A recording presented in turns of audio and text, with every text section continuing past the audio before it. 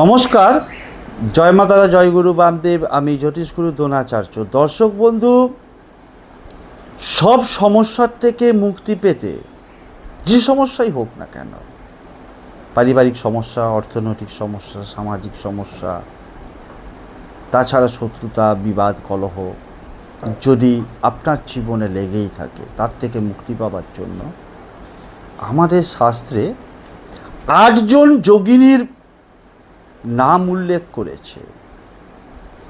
64 যোগিনীর মধ্যে এই 8 জন যোগিনীর নাম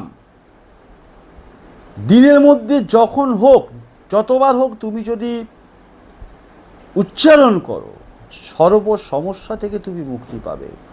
এই 8 জন যোগিনীর নাম হলো রতিপ্রিয়া, সর্বমঙ্গলা, বায়ু বীণা, চর্চিকা, করাকালী, স্পর্শা, বিক্তামনা এবং ঘটাবরী।